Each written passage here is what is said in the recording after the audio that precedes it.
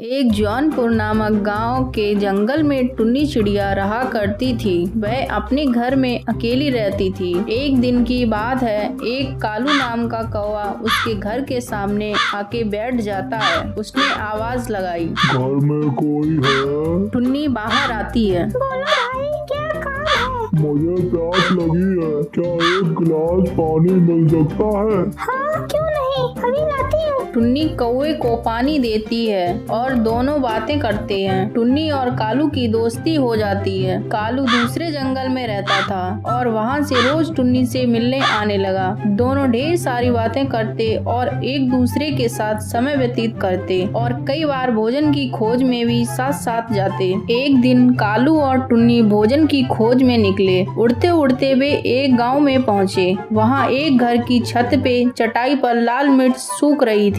जब कालू की दृष्टि लाल मिर्च पर पड़ी तो वह टुन्नी से बोला, देखो देखो लाल मिर्च। दोनों नीचे चटाई के पास आकर बैठ गए। टुन्नी बोली, चलो एक प्रतिस्पर्धा करते हैं, देखते हैं कौन सबसे ज्यादा लाल मिर्च खा पाता है। ठीक है, लेकिन जो जीता वो दूसरे को खा जाएगा। टुन्नी ने सोचा कि कालू कौवा मजाक कर रहा है, इसलिए वह तैयार हो गई। दोनों ने लाल मिर्च खाना शुरू किया। टुन्नी ईमानदारी के साथ लाल मिर्च खा रही थी, लेकिन कालू कौवा टुन्नी से नजर बचाकर बेईमानी करने लगा। वह कुछ मिर्च तो खाता, लेकिन कुछ चटाई के नीचे छुपा देता। इसी बेईमानी के कारण कालू जीत जाता है। इसी जीत की खुशी में वह चिल्लाया, मैं जीत गया, अब मैं तुम्हें खाऊंगा। तुम्हें क्या लगा मैं मजाक कर रहा था? नहीं, मैं सच में खाऊंगा। आज बहुत दिनों के बाद मैं स्वादिष्ट खाना खाऊंगा। कालू की बात सुनकर टुन्नी बहुत दुखी हो गई। वह तो कालू को अपना दोस्त समझती थी, लेकिन कालू कौवा ने अपना असली रंग दिखा दिया था। कालू टुन्नी को खाने के लिए उतावला होने लगा, लेकिन टुन्नी बहुत होशियार थी। वह एक चाल चलती है। ठीक है, तुम मुझे खा सकते हो, लेकिन मुझे खाने से पहले तुम्हें अपनी चोंच को धोकर खाना पड़ेगा। तुम्हारी चोंच बहुत गंदी रहती है। कालू टुन्नी की बात मान लेता है और नदी किनारे अपनी चोंच को धोने के लिए पहुंच जाता है। उसने नदी से पानी मांगा। हे नदी, मुझे थोड़ा पानी दो। मैं तुम्हें पानी देने के लिए तैयार हूँ, लेकिन पहले एक मटका लेकर आओ और उसमें जितना चाहे उतना पानी ले जाना। तो कौवा एक कुम्हार के पास जाता है। कुमार भाई, मेरे लिए एक बहुत बड़ा मटका बना दो। मैं तुम्हारे लिए मटका बना दूंगा, लेकिन उसके लिए मुझे मिट्टी की आवश्यकता होगी। मेरे पास मिट्टी नहीं है, मुझे मिट्टी ला कर दो।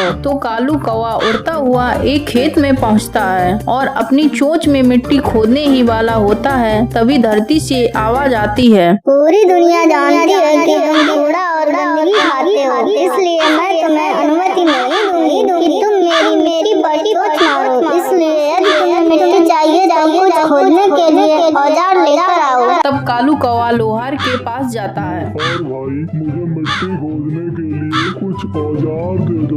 मैं तुम्हें औजार तो दे दूं, लेकिन मेरे पास आग नहीं है। यदि तुम मुझे आग ला कर दो तो मैं तुम्हें औजार दे सकता हूँ। तो कालू कौवा आग लेने के लिए किसान के घर जाता है। वहाँ किसान की पत्नी खाना बना रही होती है। मुझे थोड़ी आग चाहिए, क्या मिल सकती है? किसान की पत्नी चूल्हे से जलती हुई लकड़ी निकाल कर कालू कौवे को दे देती है। कालू कौवा लकड़ी को अपनी चोंच में दबाकर ले जाने लगा। हवा चलने के कारण थोड़ी दूर जाने पर आग तेज हो जाती है और देखते ही देखते आग इतनी तेज हो जाती है जिससे कालू कौवे के पंख जल जाते हैं और कालू कौवा जमीन पर धड़ाम से गिरता है और जलती हुई लकड़ी उसके ऊपर गिर जाती है और कालू कौवा वहीं जलकर भस्म हो जाता है। यह सब वो लोहार तोता देख रहा होता है, जो कि टुन्नी का बचपन का दोस्त था, और वह यह टुन्नी को जाके बता देता है। यह सुन टुन्नी को बड़ा दुख होता है, लेकिन खुशी भी होती है कि उसकी जान बच गई। और फिर टुन्नी खुशी खुशी अपने घर लौट जाती है। प्यारे दोस्तों, आपको यह कहानी कैसी लगी हमें कमेंट करके जरूर बताएं और ऐसी ही कहानी देखने के लिए हमारे चैनल को सब्सक्राइब करें। धन्यवाद।